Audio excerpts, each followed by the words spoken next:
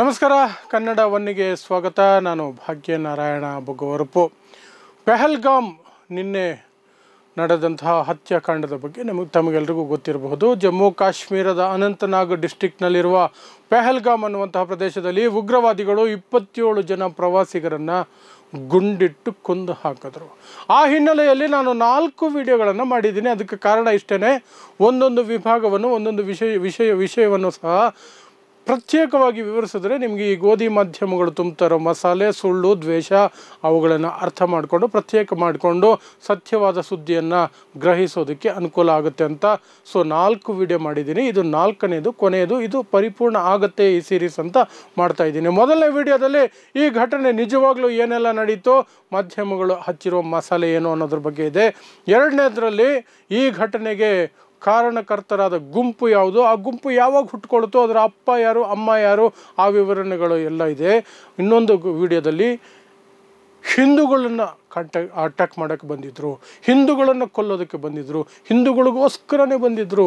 ಅವರ ಜಾತಿ, ಧರ್ಮ, ಕುಲ, ಗೋತ್ರ ಎಲ್ಲ ಕೇಳಿ ಇಂಟರ್ವ್ಯೂ ಮಾಡಿ ಆಮೇಲೆ ಗುಂಡು ಹೊಡಿತಾಯಿದ್ರು ಅಂತೆಲ್ಲ ಸುಳ್ಳುಗಳು ಬರ್ತಾ ಇದೆಯಲ್ಲ, ಅದು ಸುಳ್ಳು. ಆ ರೀತಿಯೆಲ್ಲ ಅವರು ಕೆಲವರನ್ನು ಧರ್ಮ ಕೇಳಿದ್ದಾರೆ ನಿಜ, ಆದರೆ ಅವರು ಉಗ್ರವಾದಿಗಳು.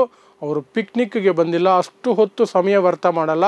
ಬಂದ್ವಾ, ಗುಂಡು ಹೊಡೆದ್ವಾ, ಜೀವಂತ ಉಳಿದ್ರೆ ವಾಪಸ್ ಹೋದ್ವಾ ಅನ್ನೋ ಮನಸ್ಥಿತಿಯಲ್ಲಿರ್ತಾರೆ. ಬ್ರೈನ್ ವಾಶ್ ಆಗಿರುವಂತಹ ಕೊಲೆಗಡುಕರು ಅವರು. ಅವ್ರಿಗೆ ಅಷ್ಟೆಲ್ಲ ತಾಳ್ಮೆ ಇರಲ್ಲ, ಅಷ್ಟೆಲ್ಲ ಅವಶ್ಯಕತೆಯೂ ಇರಲ್ಲ. ಅವರಿಗೆ ಜಾತಿ ಧರ್ಮ ಕಟ್ಕೊಂಡು ಏನಾಗಬೇಕು ಅದು ನಿರೂಪಣೆ ಆಗುತ್ತೆ. ಯಾಕಂದರೆ ಒಬ್ಬ ಮುಸ್ಲಿಂ ಸಹ ಜೀವ ಕಳ್ಕೊಂಡಿದ್ದಾನೆ, ಸುಮ್ಮನೆ ಕಳ್ಕೊಂಡಿಲ್ಲ. ಈ ಮಾಧ್ಯಮಗಳು ಕರಿತಾ ಇದೆಯಲ್ಲ ಹಿಂದೂಗಳು ಅಂತ, ಹಿಂದೂ ಪ್ರವಾಸಿಗಳು, ಆ ಹಿಂದೂಗಳು, ಇವರು ಕರೆಯುವ ಹಿಂದೂಗಳು, ನಾನು ಕರೀತಲ್ಲ, ನಾನು ಅವರ ಭಾರತೀಯರು ಅಂತ ಕರಿತೀನಿ. ಆ ಹಿಂದೂಗಳ ಜೀವ ರಕ್ಷಣೆಗೆ ಪ್ರಯತ್ನ ಪಟ್ಟು ಒಬ್ಬ ಮುಸ್ಲಿಮ್ ಅದೇ ಉಗ್ರವಾದಿಗಳ ಗುಂಡಿಗೆ ಬಲಿಯಾಗಿದ್ದಾರೆ. ಅದ್ರ ಬಗ್ಗೆ ಒಂದು ವಿಡಿಯೋ ಮಾಡಿದೆ. ಇದು 4ನೇ ವಿಡಿಯೋ. ಇದರಲ್ಲಿ ಏನಪ್ಪ ಇದೆ ಅಂತಂದರೆ, ರಂಗನಾಥ್ ಅನ್ನುವಂತಹ ಒಬ್ಬ ಕಚಡ ಮನಸ್ಥಿತಿಯ BJP ಗುಲಾಮ, ಮೋದಿ ಗುಲಾಮನ ಕತೆ ಇದೆ. ಇವನನ್ನು ಯಾಕೆ ಎಳ್ಕೊಂಡು ಬಂದೆ ಇದರಲ್ಲಿ ಅಂದರೆ, ಇವನು ನಿನ್ನೆ ಒಂದು ಹಲ್ಕಟ್ಟು ಕೆಲಸ ಮಾಡಿದ್ದಾನೆ, ಹಲ್ಕಟ್ಟು ಹೇಳಿಕೆ ಕೊಟ್ಟಿದ್ದಾನೆ. ಪ್ರಜಾಪ್ರಭುತ್ವದಲ್ಲಿ ಯಾರೂ ಕೊಡಬಾರ್ದು, ಯಾವ ಪತ್ರಕರ್ತನೂ ಕೊಡಬಾರ್ದು ಹೇಳಿಕೆ ಕೊಟ್ಟಿದ್ದಾನೆ. ಅದೇನು ಅಂದರೆ, ಈ ಉಗ್ರವಾದಿ ಚಟುವಟಿಕೆ ನಿನ್ನೆ ದಾಳಿ ನಡೆದಿತ್ತಲ್ಲ, ಪೆಹಲ್ಗಾಮ್ ದಾಳಿ, ಅದರ ವಿಚಾರವಾಗಿ ಮೋದಿಯನ್ನು ಯಾರೂ ಪ್ರಶ್ನೆ ಮಾಡಬಾರ್ದಂತೆ.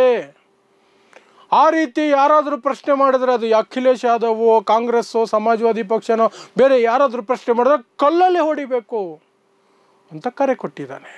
ಅಂದರೆ ಇವನು BJP ಯಾವ ಮಟ್ಟದ ಗುಲಾಮ, ಮೋದಿಯ ಯಾವ ಮಟ್ಟದ ಗುಲಾಮ ಅನ್ನೋದು ಆ ಹೇಳಿಕೆಯಲ್ಲೇ ಗೊತ್ತಾಗುತ್ತೆ. ಮತ್ತು ಇವನೆಂಥ ಕಚ್ಚಡ ಪತ್ರಿಕೋದ್ಯಮದಲ್ಲಿ ತೊಡಕೊಂಡಿದ್ದಾನೆ ಅನ್ನೋದು ಸಹ ನಿಮಗೆ ಸ್ಪಷ್ಟವಾಗಿ ಅರ್ಥ ಆಗುತ್ತೆ.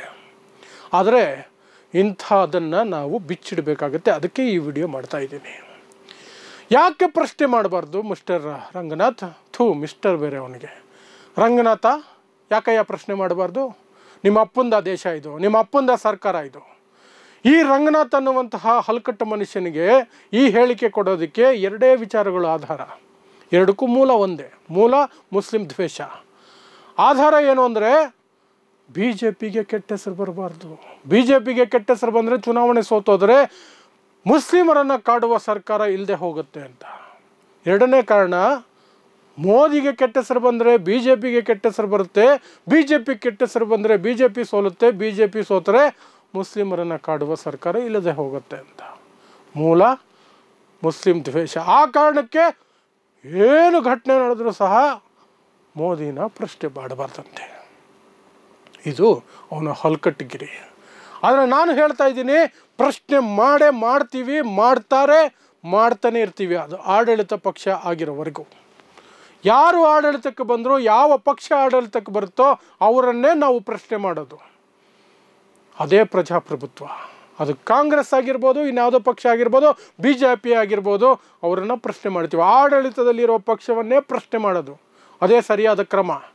ಯಾಕೆ ಈ ಘಟನೆಯಲ್ಲಿ ನಾವು ಒಂದು ಆಡಳಿತ ಪಕ್ಷವನ್ನು ಪ್ರಶ್ನೆ ಮಾಡಬೇಕು ಅನ್ನೋದು? ಅದಕ್ಕಿಂತ ಮೊದಲು ಇವನ ರೀತಿಯ ಕಂತ್ರಿ ಪತ್ರಿಕೋದ್ಯಮ ನಾವ್ಯಾರೂ ಮಾಡೋಕ್ಕಾಗಲ್ಲ, ನಾನಂತೂ ಮಾಡೋದಿಲ್ಲ. ಇಲ್ಲಿ ಮೋದಿ ಮತ್ತು ಅಮಿತ್ ಶಾನ ಪ್ರಶ್ನೆ ಮಾಡಲೇಬೇಕು. ಯಾಕಂದರೆ ಗುಪ್ತಚರ ಇಲಾಖೆ ವೈಫಲ್ಯ ಎದ್ದು ಕಾಣ್ತಾ ಇದೆ. ಆ 2 ಇಲಾಖೆಗಳು, ಆ ಗುಪ್ತಚರ ಇಲಾಖೆ ಈ ಇಬ್ಬರ ಕೈಯಲ್ಲಿ ಇದೆ. ಅವರು ಜವಾಬ್ದಾರರು. ಅವರಿಬ್ಬರೇ ಅಲ್ಲ, ನಾನು ಹೇಳೋದ್ನಲ್ಲ, ನಾನು ಅವನ ಥರ, ರಂಗನಾಥನ ಥರ ಕಂತ್ರಿ ಕಚಡ ಪತ್ರಿಕೋದ್ಯಮ ಮಾಡೋದಿಲ್ಲ ಅಂತ. ಒಮರ್ ಅಬ್ದುಲ್ಲಾನೂ ಜವಾಬ್ದಾರರು. ಒಮರ್ ಅಬ್ದುಲ್ಲಾ ಸರ್ಕಾರದಲ್ಲಿ ಇರುವಂತಹ ಕಾಂಗ್ರೆಸ್ ನಾಯಕರು ಜವಾಬ್ದಾರರು. ಇಷ್ಟು ಜನ ಜವಾಬ್ದಾರರು. ಅವರೆಲ್ಲರನ್ನೂ ಪ್ರಶ್ನೆ ಮಾಡ್ತೀವಿ. ಎಲ್ಲರೂ ಆಡಳಿತದಲ್ಲಿರೋರೆ. ಒಮರ್ ಅಬ್ದುಲ್ಲಾ ತಪ್ಪಿಸ್ಕೊಳ್ಳೋಕ್ಕಾಗೋದಿಲ್ಲ. ಇದು ಕೇಂದ್ರ ಸರ್ಕಾರ, ಗುಪ್ತಚರ ಇಲಾಖೆ, ಆರ್ಮಿ.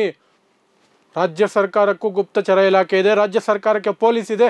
ನೀವು ಏನು ಮಾಡ್ತಿದ್ರಿ ಅದನ್ನು ಪ್ರಶ್ನೆ ಮಾಡ್ತೀವಿ. ಯಾಕೆ ಇದು ಗುಪ್ತಚರ ಇಲಾಖೆ, ಸ್ಟೇಟ್ ಆ್ಯಂಡ್ ಸೆಂಟ್ರಲ್ ಗೌರ್ಮೆಂಟ್ ಎರಡದು ವೈಫಲ್ಯ ಅಂತ ಎರಡು ವಿಚಾರಗಳನ್ನು ಹೇಳಿದ್ರೆ ನಿಮ್ಗೆ ಅರ್ಥ ಆಗ್ಬೋದು. ಒಂದು ವಾರ 10 ದಿನಗಳ ಹಿಂದೆ ಪಾಕಿಸ್ತಾನದ ಆರ್ಮಿ ಚೀಫ್, ಆ ಭಿಕ್ಷುಕ ದೇಶದ ಆರ್ಮಿಯ ಮುಖ್ಯಸ್ಥ, ಸೇನೆಯ ಮುಖ್ಯಸ್ಥ ಒಂದು ಹೇಳಿಕೆ ಕೊಟ್ಟಿದ್ದ. ಅದು ಎಲ್ಲ ಕಡೆ ವೈರಲ್ ಆಗಿತ್ತು. ಏನು ಹೇಳಿದ್ದ ಅವನು? ಭಾರತದ ಕುತ್ತಿಗೆ ಇದೆಯಲ್ಲ, ಅಂದರೆ ಜಮ್ಮು ಕಾಶ್ಮೀರ, ಅದರ ಮುಖ್ಯವಾದ ನರ ಕಟ್ಟು ಮಾಡ್ತೀನಿ ಅಂತ ಹೇಳಿದ್ದ. ಆಗಲೇ ಗುಪ್ತಚರ ಇಲಾಖೆಗಳು ಒಂದಷ್ಟು ಅಲರ್ಟ್ ಆಗಬೇಕಾಗಿತ್ತು. ಏನೋ ಮಾಡೋಕ್ಕೆ ಹೊರಟಿದ್ದಾರೆ ಇವರು ಅಂತ. ಆಗ ಅಲರ್ಟ್ ಆಗಲಿಲ್ಲ.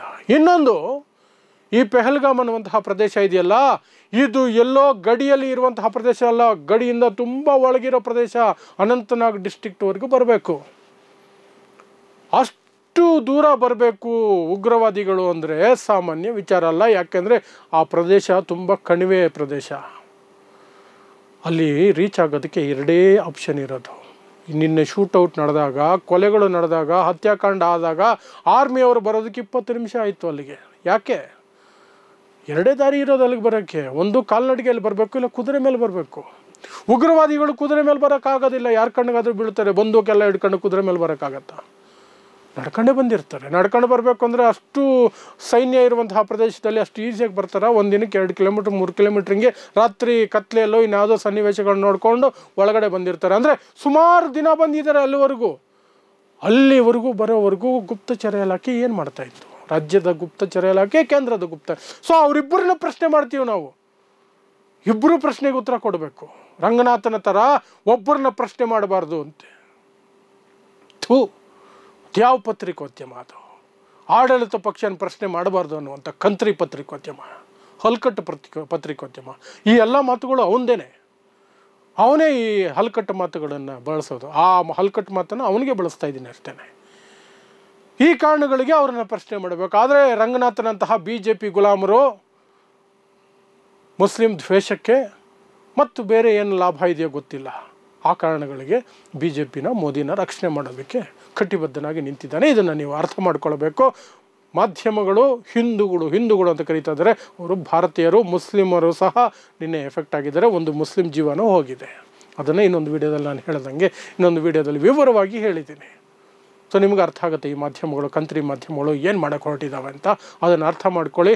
ಆ ಮೂಲಕ ಪೆಹಲ್ಗಾಮ್ನ ದಾಳಿ ನಿನ್ನೆ ಏನು ನಡೆದಿದೆ ಅದು ಎಲ್ಲರೂ ಹೊಣೆಗಾರಿಕೆ. ಆಡಳಿತದಲ್ಲಿರುವ ಪ್ರತಿಯೊಬ್ಬರು ಹೊಣೆಗಾರರು, ಪ್ಲಸ್ ಈ ಮಾಧ್ಯಮಗಳು ಬಿತ್ತುತ್ತಾ ಇರೋ ವಿಷಯಕ್ಕೆ ನೀವು ಬಲಿಯಾಗಬೇಡಿ. 4 ವಿಡಿಯೋಗಳನ್ನು ನೋಡಿ ನಾನು ಮಾಡಿರೋದು ಇವತ್ತು. ಆಗ ನಿಮಗೆ ಸಂಪೂರ್ಣ ಚಿತ್ರಣ ಅರ್ಥ ಆಗುತ್ತೆ, ಸಂಪೂರ್ಣ ಘಟನೆ ನಿಮಗೆ ವಿವರಣೆ ಕೊಟ್ಟಂಗಾಗುತ್ತೆ. ಕೊನೆಯದಾಗಿ, ಈ ಘಟನೆಯಲ್ಲಿ ಜೀವ ಕಳ್ಕೊಂಡಿರುವ ಎಲ್ಲ 27 ಜನಕ್ಕೂ ಸಹ ನಾನು ಶ್ರದ್ಧಾಂಜಲಿಯನ್ನು ಕನ್ನಡ ಒನ್ ಮೂಲಕ ಸಲ್ಲಿಸುವ ಮೂಲಕ ನಾನು ನನ್ನ ಮಾತನ್ನು ಮುಗಿಸ್ತೀನಿ. ನೋಡ್ತಾ ಇರಿ ಸಮಸಮಾಜಕ್ಕಾಗಿ ಕನ್ನಡ ಒನ್ ನ್ಯೂಸ್. ನಮಸ್ಕಾರ.